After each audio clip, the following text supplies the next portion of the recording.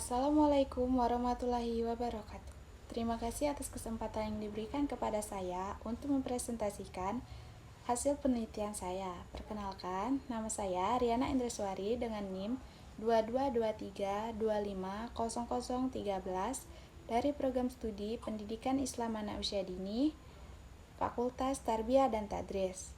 Dan hari ini saya akan membahas penelitian saya yang berjudul Analisis penggunaan bahasa rejang terhadap kecerdasan linguistik pada anak usia dini di TK Sri Kandi, Kepahyang.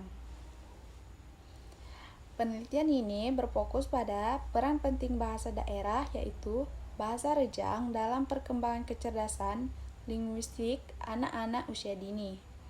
Kita semua tahu bahwa bahasa adalah alat komunikasi yang fundamental. Namun, dalam konteks pendidikan, penggunaan bahasa daerah seringkali terabaikan.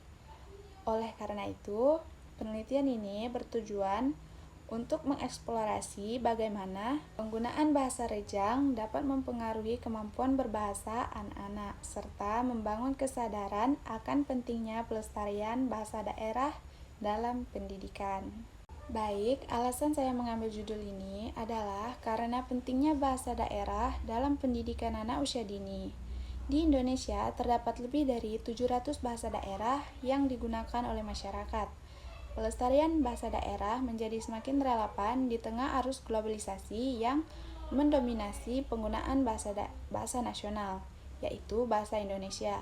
Bahasa rejang memiliki peran yang signifikan dalam membentuk identifikasi budaya anak. Penelitian ini bertujuan untuk mengkaji dampak penggunaan bahasa rejang terhadap perkembangan kecerdasan linguistik anak-anak dan menjawab kesenjangan antara penggunaan bahasa daerah dan bahasa pengantar di lingkungan pendidikan. Baik, teori yang dipakai dalam penelitian ini saya menggunakan beberapa teori yang relevan. Yang pertama ada teori kecerdasan majemuk oleh Howard Gardner yang menekankan bahwa kecerdasan linguistik adalah kemampuan penting untuk berkomunikasi secara efektif. Kecerdasan ini sangat berperan dalam kemampuan berbicara, menulis, dan memahami bahasa. Selanjutnya ada teori perkembangan bahasa oleh Lev Vygotsky menunjukkan bahwa interaksi sosial adalah kunci dalam perkembangan bahasa anak. Vygotsky berpendapat bahwa anak-anak belajar bahasa melalui interaksi dengan orang dewasa dan teman sebaya yang dapat mempercepat pemahaman dan penggunaan bahasa tersebut. Dan yang terakhir ada teori perkembangan kognitif oleh Jean Piaget. Jean Piaget menjelaskan hubungan antara perkembangan bahasa dan kognisi. Bahasa berfungsi sebagai alat untuk memahami dan mengkoordinasi informasi tentang dunia sekitar. Selanjutnya ada metodologi penelitian. Penelitian ini menggunakan pendekatan kualitatif dengan jenis studi kasus. Pendekatan ini dipilih karena bertujuan untuk menggali secara mendalam fenomena yang terjadi dalam interaksi sehari-hari anak di TK Sri Kandi. Nah, pengumpulan data dilakukan melalui 3 metode. Yang pertama ada observasi langsung untuk melihat bagaimana anak-anak menggunakan bahasa rejang dalam komunikasi sehari-hari di kelas dan saat bermain. Yang kedua, ada wawancara dengan guru dan orang tua untuk menggali pandangan mereka tentang pentingnya penggunaan bahasa daerah dalam pendidikan dan perkembangan anak. Dan yang terakhir ada dokumentasi yang mencakup catatan lapangan dan kurikulum yang digunakan di TK Sri Kandi.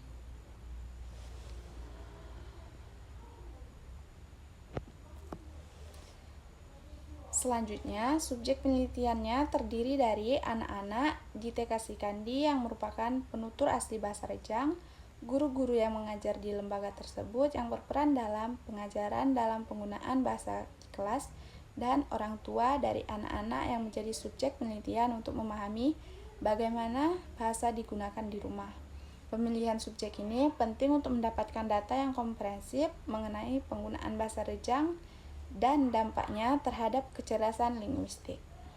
Selanjutnya, untuk hasil penelitiannya menunjukkan bahwa penggunaan bahasa rejang dalam kegiatan pembelajaran di TK Sri Kandi masih sangat terbatas dan hanya sekitar 20% interaksi yang menggunakan bahasa daerah. Sebagian besar interaksi, terutama saat interaksi dari guru, lebih mendominasi oleh bahasa Indonesia. Namun, anak-anak yang lebih sering menggunakan bahasa Rejang dalam interaksi sehari-hari menunjukkan kemampuan linguistik yang lebih baik. Data menunjukkan bahwa anak-anak tersebut memiliki kosakata yang lebih kaya dan mampu mengekspresikan ide dengan lebih jelas. Pembahasan ini menggarisbawahi bahwa integrasi bahasa Rejang dalam kurikulum pendidikan dapat membantu anak memahami materi pelajaran dengan lebih baik. Selain itu, penggunaan bahasa daerah juga berkontribusi pada pembentukan identitas budaya anak. Anak-anak yang terpapar bahasa ibu, mereka cenderung memiliki rasa percaya diri yang lebih tinggi dan lebih mampu mengekspresikan diri. Dan yang terakhir adalah kesimpulan. Dalam kesimpulan ini, penelitian ini menekankan bahwa penggunaan bahasa Rejang di TK Sri Kandi sangat penting untuk mendukung kecerdasan linguistik anak-anak usia dini. Meskipun kenyataannya penggunaan bahasa daerah masih terbatas, anak-anak yang terpapar lebih banyak pada bahasa Rejang menunjukkan kemampuan linguistik yang lebih baik. Saya merekomendasikan agar pendidik mulai mengintegrasikan bahasa Rejang secara aktif dalam proses pembelajaran dan mendorong orang tua untuk lebih aktif menggunakan bahasa daerah di rumah. Dengan langkah-langkah ini diharapkan anak-anak dapat mengembangkan kemampuan linguistik mereka sekaligus membangun rasa memiliki terhadap identitas budaya mereka. Baik, mungkin itu saja penyampaian dari saya. Apabila ada kesalahan, saya mohon maaf. Terima kasih atas perhatiannya. Saya akhiri. Wassalamualaikum warahmatullahi wabarakatuh.